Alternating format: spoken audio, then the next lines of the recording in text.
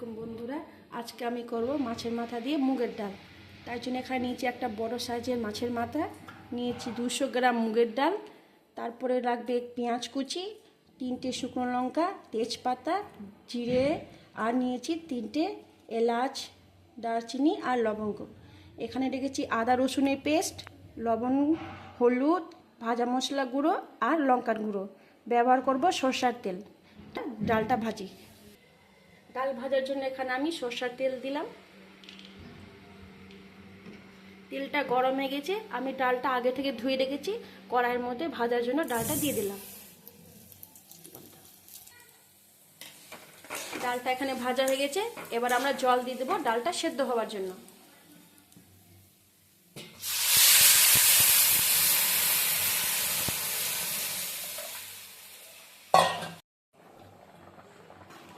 ডালটা এখানে সেদ্ধ হয়ে গেছে, ডালটা নামিয়ে দিব, তারপরে মাছ ভাজবো কড়াইয়ে।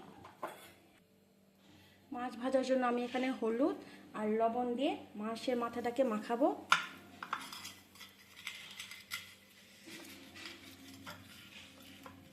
মাছের মাথা মাখানো হয়ে গেছে, এরপর কড়াই তেল দিয়ে মাছের মাথাটা আমি ভাজবো। কড়াই গরম হয়ে গেছে, কড়াইয়ে তেল দিয়ে মাছের মাথাটা আমি ভাজবো।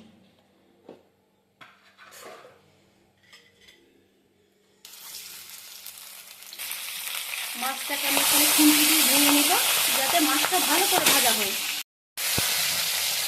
ভালো করে মাছের মাথাটা ভেঙে নিব, যেন পুরো মাছটা ভালো করে ভাজা হয়।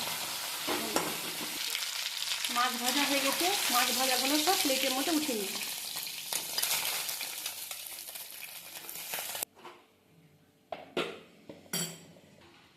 এবার আমরা কড়াই তেল দিয়ে মশলা কষবো।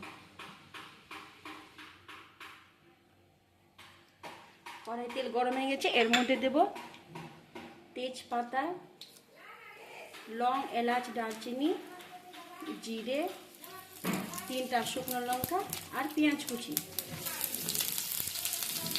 সবকটাকে নাড়াচাড়া করে নেব। আমাদের পেঁয়াজ ভাজা হয়ে গেছে, এখানে আমি দিব আদা রসুনের পেস্ট, আদা রসুন জিরে পেস্ট, দিব 1 চামচ লবণ, হলুদ গুঁড়ো, শুকনো লঙ্কার গুঁড়ো, আর দিব এখানে ভাজা মশলা। এরপর সব কিছুকে নাড়াচাড়া করে নেব।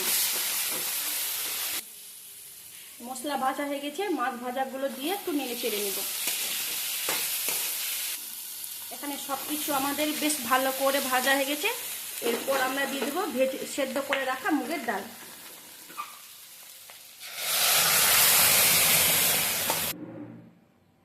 দেখেন ডালটা কি সুন্দর রান্না হয়েছে, কি ঘন ঘন হয়েছে। এরপর আমরা দেব কিছুটা কাজু কিশমিশ।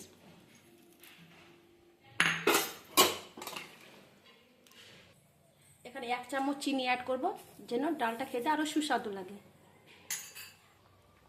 ডালটা আমাদের তৈরি হয়ে গেছে, এবার আপনি এটা রুটি বা ভাতের সাথে খেতে পারেন।